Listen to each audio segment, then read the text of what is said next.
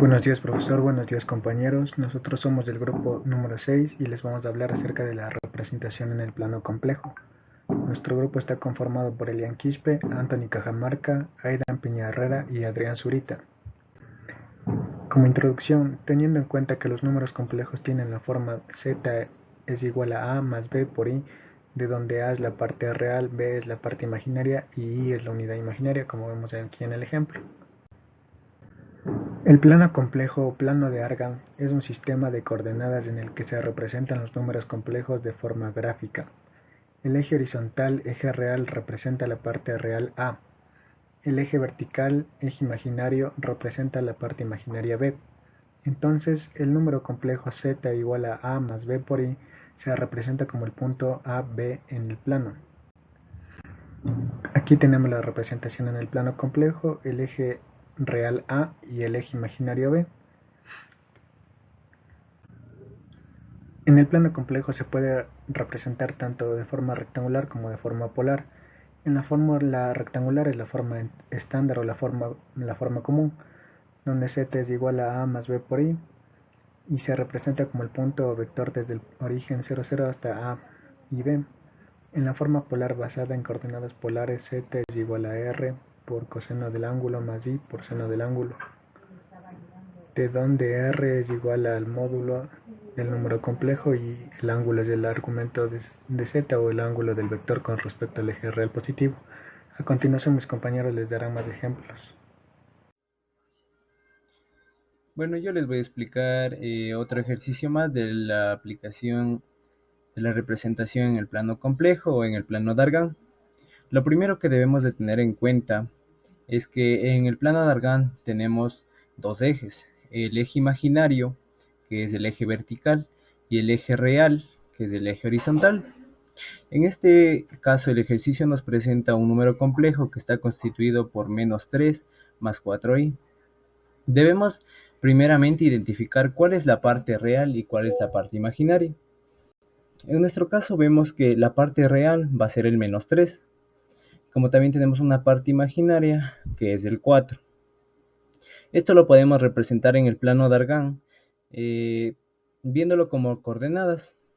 El -3 lo podemos buscar aquí en el eje horizontal y el 4 en el eje vertical. Y ahí se forma un punto. Este punto lo podemos conectar con una flecha que nos representaría un vector. Es similar a un vector. También podemos calcular su módulo, que es lo que nos pide en el ejercicio. Esto lo podemos calcular fácilmente con Pitágoras, donde tenemos que la raíz de -3 al cuadrado más 4 al cuadrado nos va a dar que el módulo es 5. Como lo podemos observar aquí, tenemos un número 5. Para calcular el ángulo podemos usar el arco tangente, que es 4 sobre -3, pero ese ángulo el que estamos calculando es el ángulo de esta parte de aquí. Pero lo que nosotros medimos o representamos en los números complejos es el ángulo medido desde el eje X. Entonces, a este ángulo que obtuvimos le sumamos los 180 grados y nos daría el ángulo necesario para poder hacer las transformaciones tanto de polar a rectangular. Eso por parte, y les presentaré mi conclusión de parte del grupo. La representación de los números complejos en el plano permite visualizar tanto la magnitud como la dirección, facilitando así la interpretación geométrica. Al expresar un número complejo como un punto o un vector en el plano, se puede calcular fácilmente su módulo y su argumento. En este caso, el argumento es el ángulo que medimos y calculamos anteriormente, lo cual es esencial en las aplicaciones de ingeniería, física y matemáticas. Buenas noches, mi nombre es Adrián Zurita y en esta ocasión vamos a resolver un ejercicio acerca de la representación en el plano de los números complejos. Leamos el enunciado. Nos dice, sean los números complejos z1 igual a 2 más 3i y el número complejo z2 menos 1 más 4i, calcular la suma de z1 más z2 y representar gráficamente. Como primer paso tendríamos que graficar el primer número complejo, que sería z1. Como podemos observar en esta primera parte, Tomaremos 2 unidades en el eje real, que es el horizontal, y 3 unidades en el eje imaginario, que es el eje vertical, y trazamos desde el origen el primer vector, que sería semejante. Posterior a ello, graficaremos el segundo vector, que sería -1 más 4i.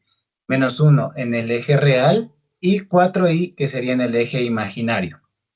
Para realizar esta suma, podemos aplicar el método del paralelogramo, el cual nos dice que si dejamos fijo a z1, movemos a z2 al final de z1 y desde el origen trazamos un vector hasta el final de ambos.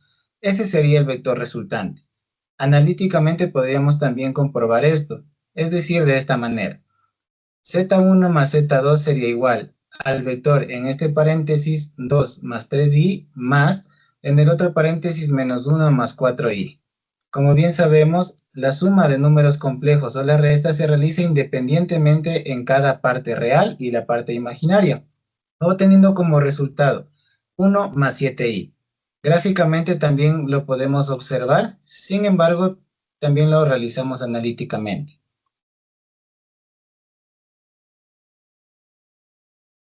Algo muy importante a destacar es la propiedad conmutativa en la suma de números complejos, la cual nos dice, como en el anterior cálculo, dejamos fijo a z1. Ahora realizaremos la operación al revés, es decir, z2 más z1. Dejamos fijo el vector z2, z1 lo movemos al final de z2 y desde el origen trazamos una recta hasta el final de ambos. Realizamos la operación analítica y en esta ocasión lo único que va a cambiar es el orden de los vectores. Sin embargo, al hacerse de manera independiente, obtenemos el mismo resultado que sería z2 más z1 igual a 1 más 7i. Esto demuestra que la suma de números complejos equivale a la suma de vectores en el plano. Al tratar cada número como un vector en R2, la suma se convierte en una simple suma de coordenadas, que es justo lo que realizamos al sumar Z1 más Z2 con este ejemplo práctico y sencillo. Muchas gracias. Para el ejercicio 12, a z igual a 2 más 2 y multiplicar ese número por w es igual a la raíz de 2 con ángulo de 45 grados y que describa la transformación geométrica que ocurre en el plano complejo. Z es igual a 2 más 2 y se puede representar como un eje XY, siendo eje real, eje imaginario. Y como se puede representar de tal manera, se le puede ver de manera de vector. Entonces se puede sacar su módulo. Su módulo es por picado, ¿verdad? Es la raíz del cuadrado de la sumatoria de los catetos, que en nuestro caso es la raíz de 2 al cuadrado más 2 al cuadrado, que es 2 raíz de 2.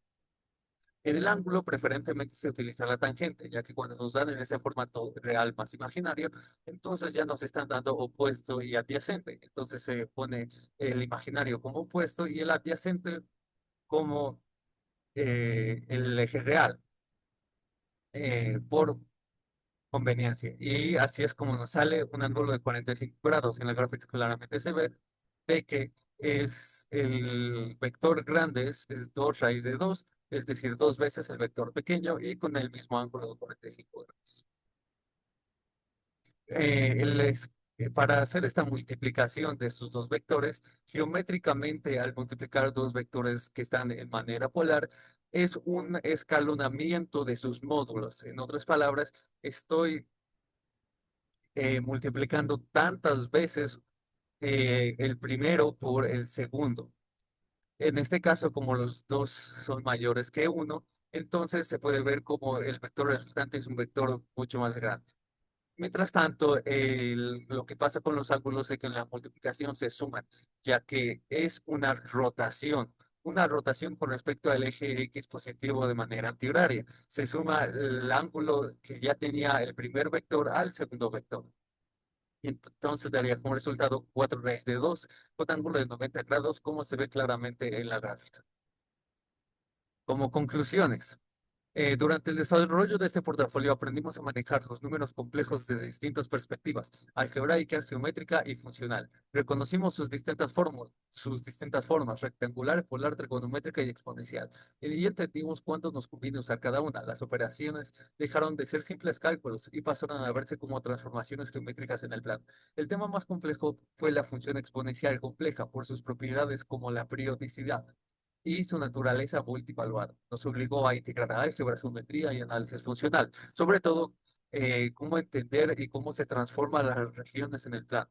Para aprender de forma autónoma dividimos el trabajo por subtemas. Hicimos ejercicios de menor a mayor dificultad y usamos representaciones gráficas constantes y consultamos diversas fuentes como videos o simuladores matemáticos. Finalmente, conectamos este tema con nuestra formación profesional al ver cómo los números complejos se usan en la ingeniería de nuestra facultad de eléctrica y electrónica, física, análisis de señales, control automático y teoría de matemática avanzada. Y su versatilidad nos enseñó a pensar desde una distinta perspectiva, algo clave para resolver problemas reales con pensamiento crítico y estructurado.